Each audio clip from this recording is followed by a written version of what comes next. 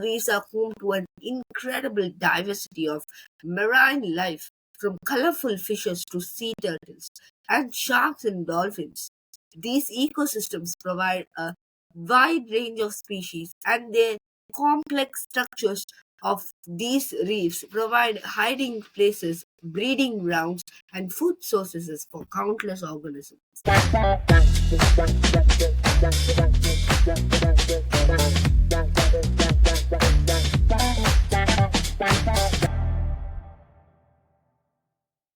Hey there, podcast listeners. Welcome to Something Something Podcast. I am your host, Tavish. Today is Wednesday, and Wednesday means it's wildlife talk. So, for a sec, before we dive into our episode, imagine a city underwater, teeming with life and vibrant colors. This isn't a fantasy or your dream. It's the reality of coral reef. These ancient structures built by tiny creatures called coral polyps have supported marine ecosystems for millions of years. But today, they face unprecedented threats that could lead to their demise. The beauty and biodiversity of corals. I have always loved these fascinating animals. How do they get their colors? Is is there any kind of magic in there? I have had these questions a lot since my childhood. So let us answer and discuss these questions.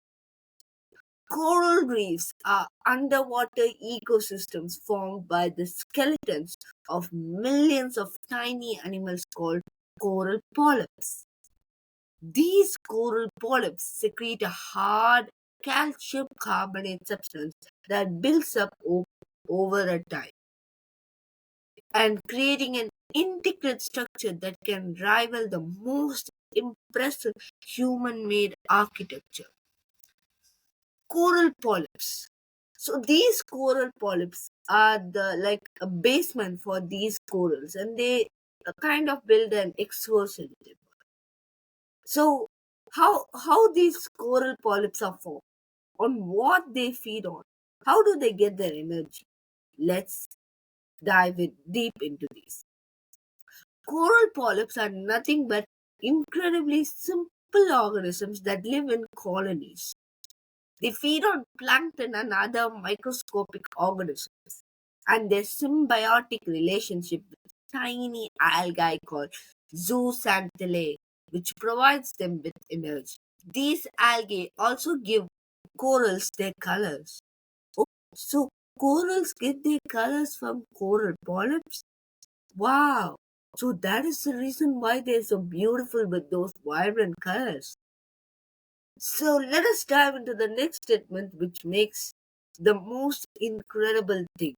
Coral reefs is biodiversity. Of course, we have seen a lot of movies and cartoons suggesting that coral reefs are home to an incredible diversity of marine life, from colorful fishes to sea turtles and sharks and dolphins. These ecosystems provide a wide range of species, and their complex structures of these reefs provide hiding places, breeding grounds, and food sources for countless organisms. So, these things we have explained it now, and I'm literally fascinated. I thought it was a magical wonder, but now I understand how coral polyps work. But earlier I said in the intro that they face threats today, unprecedented threats that can lead to the demise. What kind of threats they face? Let us go into that.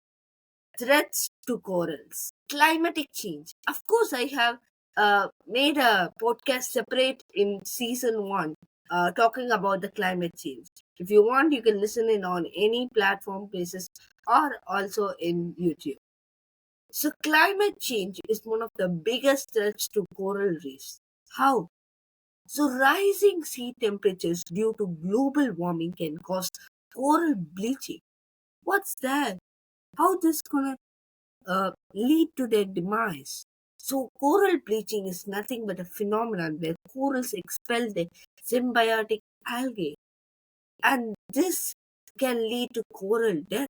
So this there is another reason also. So ocean acidification is caused by the absorption of carbon dioxide from the atmosphere, is also harming these coral reefs by making it difficult for them to build their skeletons. Oh, so these are the reasons, but there are a lot more. In climate change, we have two reasons, and there are a lot of reasons like pollution, overfishing, etc. And we will dive deep and we will see how these human activities lead to this vibrant and this fascinating ecosystems to their demise. Pollution, including runoff from land, can have devastating effects on coral reef. Excess nutrients can lead to algal blooms that smother corals, and pollutants can harm marine life that depends on these ecosystems. Oil spills and other forms of pollution can also cause direct damage to coral reefs. Overfishing can disrupt the delicate balance of coral reefs and their ecosystems. Removing too many fishes can lead to population decline, which imbalance that can harm these coral reefs. Destructive fishing practices such as using a dynamite or cyanide to catch fish can also cause direct damage to corals. Phew, there are a lot of human activities which can damage and which can lead to the demise. We humans are giving indirect things which lead to the loss of this biodiversity. Of course, there can be any things which help these corals to regain, or is there any conservation efforts that we humans can take? There is podcasters, of course, the scientists and a lot of human beings who are very innovative and they wanted to protect these marines and these ecosystem are working on a mission, and there are a lot of conservation efforts like marine protected areas, sustainable tourism, and research and technology. We will dive into these conservation efforts. Let's go. Marine protected areas such as national parks and marine sanctuaries can help protect coral reefs from human activities. These areas protect safe haven for marine life and allow some coral reefs to recover from damage. By limiting fishing, pollution, and other harmful activities, marine protected areas can help preserve the health and biodiversity of coral reefs. Sustainable tourism. Sustainable tourism practices can help minimize the negative impacts of tourism on coral reefs. By promoting responsible tourism and educating visitors about the importance of protecting these ecosystems, we can ensure that coral reefs continue to be enjoyed by the future generation. Research and technology. Our scientists are working day and night with ongoing research and technological advancement, which provide new tools and strategies for coral reefs conservation.